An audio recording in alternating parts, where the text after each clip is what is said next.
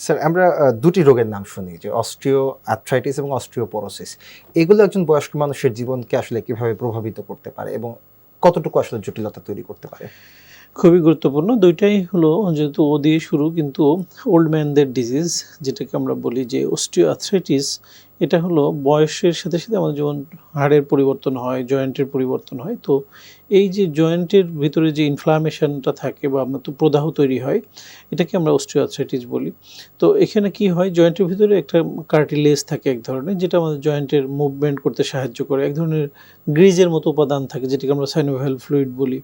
তো articular cartilage নামে আরেকটা উপাদান থাকে। এর সাথে, সাথে কিছু মাংসপেশি, লিগামেন্ট যেটা আমাদের জয়েন্টটাকে স্ট্যাবিলিটি দেয় বা শক্ত করে ধরে রাখে।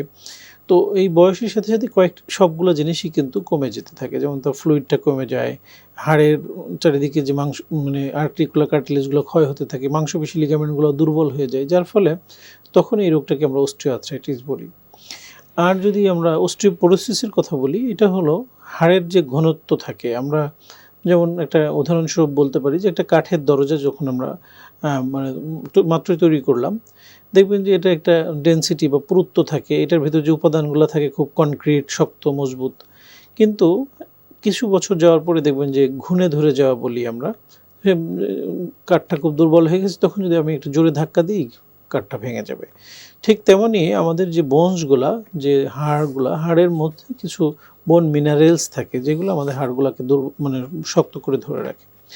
এটা একটা সার্টেন এজের পরে এটা দুর্বল হতে থাকে। বিশেষ করে আমরা দেখি ৫০ ঊর্ধ্ব নারী এবং পুরুষ সবারই এই সমস্যাটা তৈরি হয়। বিশেষ করে মেয়েদের ক্ষেত্রে আমরা দেখি যে একটু আর্লি হয় যাদের অস্টিওপোরোসিসটা আর্লি হয় কারণ হলো তাদের মেনোপৌজাল পিরিয়ডের পরে হাড়ের ক্ষয়টা একটু বেশি হয়, হরমোনাল চেঞ্জ আসে। তখন এই যে ডেনসিটিটা কমে যাওয়া এটাকেই আমরা অস্টিওপোরোসিস বলি। তো এই ডেনসিটি কমে যাওয়ার একটা মাত্রা নির্ণয় করা হয়। আমরা বলি বিএমডি নামে একটা টেস্ট আছে, বোন মিনারেল ডেনসিটি কী পরিমাণ আছে। সেটা যদি -1 পর্যন্ত আমরা নরমাল বলি, -2 পর্যন্ত আমরা বলি অস্টিওপেনিয়া এবং 2.5 অ্যান্ড অ্যাবভ সেটাকে আমরা অস্টিওপোরোসিস বলি। তো এই রোগটাকে নির্ণয় করাটা আসলে আমাদের দেশে খুব কম হয় যে সাধারণত পড়ে যে হাড় ভেঙে গেল তারপরে ওই টেস্টটা করা হয়, মানে প্রিভেনশন করা হয় না। তো এই কারণে বয়স্ক ব্যক্তিদের এই অস্টিওপোরোসিসটা অনেক ভোগায় যে সে জানে না যে অস্টিওপোরোসিসটা তার শরীরে আছে কিনা বা হাড়ের ক্ষয়ের মানে যে ডেনসিটিটা কতটুকু কমে গেছে। যার ফলে অনেক সময় এই ধরনের বয়স্ক মানুষরা অনেক সময় দেখা যায় যে নিজে, নিজে ওয়াশরুমে যেতে গেল একটু পিছলা খেয়ে পড়ে গেল, তার এই আমাদের যে নিতম্বের হাড় আমরা বলি নেক অফ ফিমার ফ্র্যাকচার হয়ে যায়, খুব কমন। তো এই ক্ষেত্রে অস্টিওআর্থ্রাইটিস এবং অস্টিওপোরোসিস ২ টা ভিন্ন, ভিন্ন রোগ কিন্তু ২ টাই মানে বয়স্ক ব্যক্তিদের সাথে ওতপ্রোতভাবে জড়িত। স্যার আপনি পড়ে যাওয়ার কথা বলছিলেন। সেই রেশ ধরে একটু জানতে চাই যে বয়স্ক মানুষদেরকে তো আমরা অনেক সময় দেখি যে তারা বিভিন্নভাবে পড়ে যেতে পারে কিংবা দেখা যেতে পারে যে কখনো, কখনো সেটি খুব ভয়ঙ্কর রূপ আসলে ধারণ করতে পারে।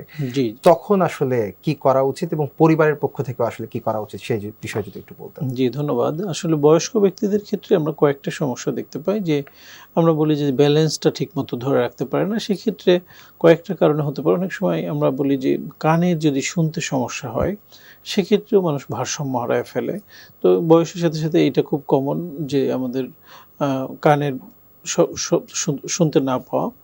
এটা একটা বিষয়। এছাড়া দেখা যায় তাদের কিছু নিউরোলজিক্যাল সমস্যা তৈরি হয় যে ব্রেনে ব্লাড সার্কুলেশন কম হয়।